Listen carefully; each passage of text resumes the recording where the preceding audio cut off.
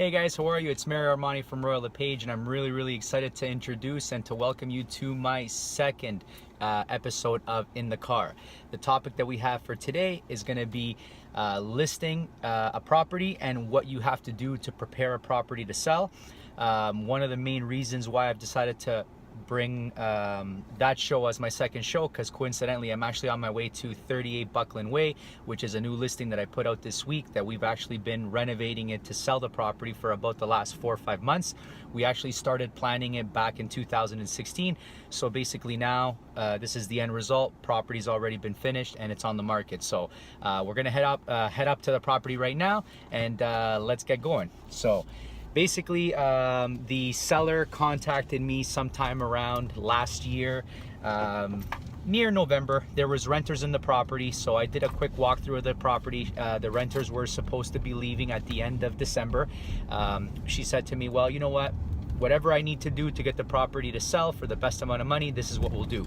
So we took a look at the property, and honestly, the renters just absolutely destroyed it. When I tell you guys they destroyed it on all levels: flooring, kitchen, bathrooms. It was just an absolute mess. To give you an idea, in the basement, they used to have their dog go to the basement and do their business down there, and no cleaning, no nothing. It was just absolutely horrible. So I gave her a plan. The project was roughly a $30,000 to $40,000 project. Now the property, when I took a look at it, I really felt that in the condition that it was in, it would not have sold for anything over $500,000.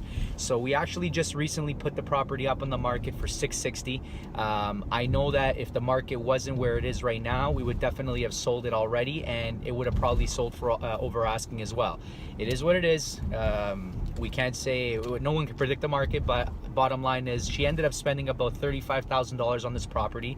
And anyways, from going from $500,000 all the way to the $660,000 that we're listed at now, it's definitely a great return if she gets her asking price. So this is basically what's happening.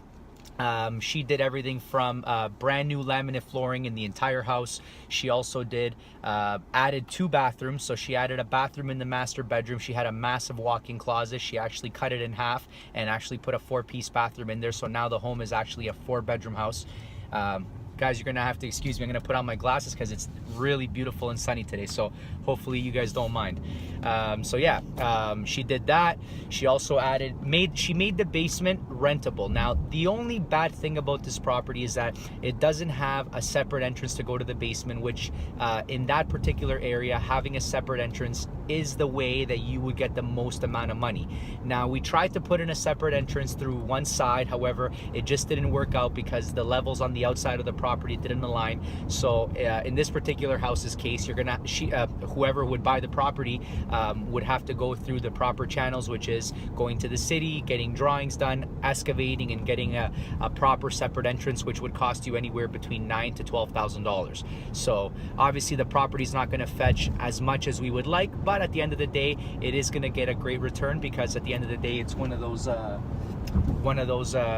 homes that does show very well, and there's nothing missing. So one of my specialties, as a lot of my past clients do know, is actually renovating to sell.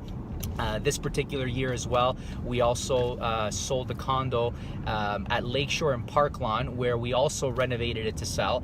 We did a little bit of work in that place. We didn't do $35,000 worth of work. We spent about maybe $5,000 or $6,000. We got new appliances. We also went ahead and painted the condo throughout. A few little other minor adjustments, like some tiling in the back bathroom. It was a brand new condo, so we didn't have to do much. But bottom line, I want to stress the importance of preparing your property to sell. I see a lot of realtors list properties, and it just really boggles my mind that they would go ahead and put out a listing in the way that they would. I understand that sometimes, you know what, the client is right, you can't fight them, but at the end of the day, you know what I mean, like, why would you want to list a property in that way? It doesn't represent you very well. It doesn't represent your brand very well. It's not to criticize other realtors, but in a way it kind of is, because I really feel that you should stand behind your property. I really feel that you should go to bat for the property. This is why a seller's paying us the amount of money that they're paying us. They're paying us to do the marketing. They're paying us to represent their property in the best possible way. So if you're not doing that, what are you really doing? Are you just putting a sign on the lawn and just expecting a commission at the end of it because the market is hot and you're trying to sell? Well, this is part of the reason why this market, a lot of people don't like it, but I kind of like it because now realtors actually have to do a lot more work than they used to before to put a property on the market and sell it. So you're going to definitely see a lot of realtors leave the business if this market continues for quite a while, because they won't be able to not handle being paid, because obviously now the sellers that are on the market, they're doing their homework a little bit better, and they're going with the realtors that are giving them the marketing, that are giving them that extra little bit of service that the majority of realtors don't do. So that's my speech for the realtors. I know it'll probably ruffle a few feathers, but it is what it is. Sometimes the truth isn't the best for everybody, but it's got to be said. In regards to the sellers, even if you're working with another realtor, it doesn't matter. When the realtor is definitely suggesting that you do certain renovations to the property, if you should ask them, say, okay, fantastic, I'll do the renovations. Can you show me some comparables in the area where it shows that I'll actually make money by doing this renovation? So I feel that if the realtor is telling you that the renovations are important, it's definitely great that you listen to them, because ultimately they are supposed to be looking out for your best interests, and they're doing it so you can get more money in the end. The realtor that doesn't care, most likely they'll say nothing. They'll just list the property as is, because when a realtor goes ahead and recommends renovations and the owner actually does them, it actually puts the onus on the realtor if the property doesn't sell for what the realtor suggested it would sell. So I actually commend realtors who speak up and say to sellers, you know what, we should do this renovation, or you should paint your house, or you should do this or that, because like I said, the onus does fall on them if something doesn't go the way that they said. So kudos to those realtors, but definitely sellers, listen to your realtor. They are the experts. This is the reason why you're paying them to market your property and to guide you with the sale process. So that's basically my 2 cents on that. So moving on to Buckland Way, there's a lot of other things that had to be done in order to prepare the home to sell. Staging is definitely a very, very important part. I would consider this part of the renovation process, because the point of renovating to sell is making sure that the property looks the absolute best it possibly can in order to sell it. That would include the furniture. Now, in a really busy market, you can definitely go ahead, sell a house with no furniture. Even in a non-busy market, you can sell the house with no furniture. But whenever you see a property that's been properly staged, and when I say properly staged, there are a lot of stagers out there that kind of make their homes look artificial.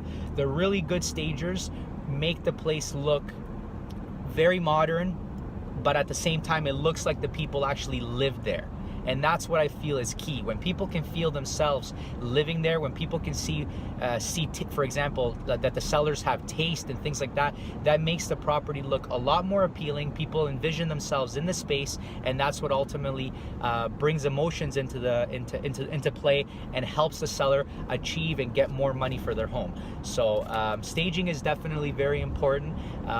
That also has to do with part of the ability that the realtor has in terms of marketing the home. There are a lot of realtors out there that unfortunately are charging much less commission, and this is kind of good for the seller, because they think, oh, I'm saving money to sell the house. But at the same time, you got to remember, if the realtor's charging you less, he's able to do less for you. How much are they going ahead and spending on, let's say, photography, video, virtual tour, aerial shots, aerial footage? Are they doing staging? What kind of marketing are they doing on your house? Do they even have a marketing budget for your home?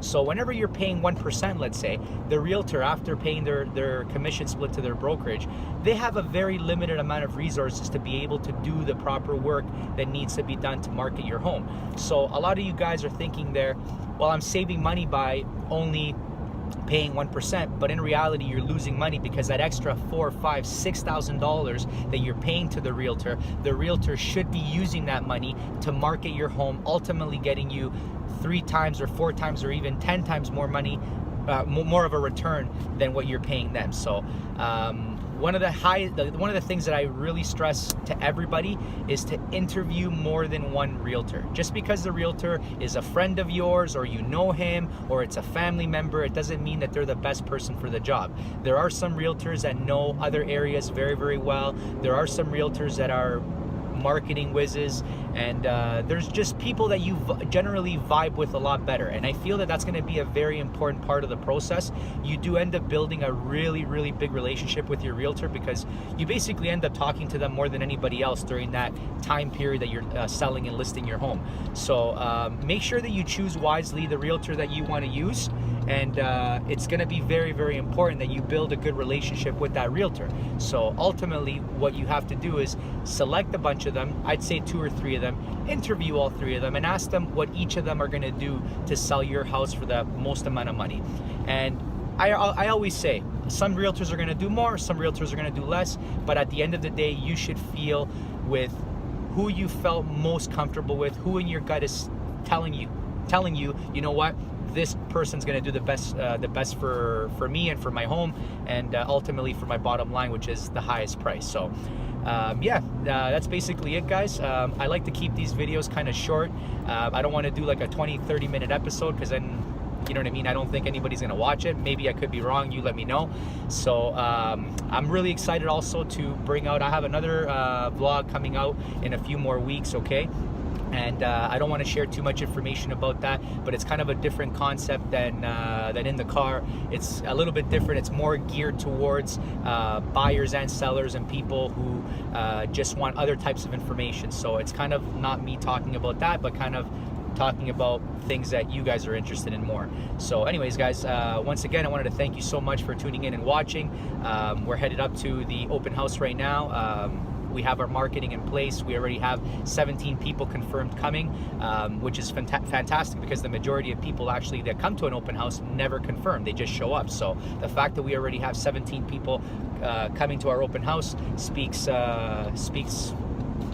big time for the way that we do things, the way that we market. So we're really excited to go there and do a great job. So once again, guys, thank you so much for watching. I really appreciate your continued support, and until next week, I'll see you later. Have a great day. I don't even know how I ended that. It's kind of weird. I wanted to say something else, but it didn't work out. But anyways, guys, have a good day, and we'll see you soon. Okay, guys?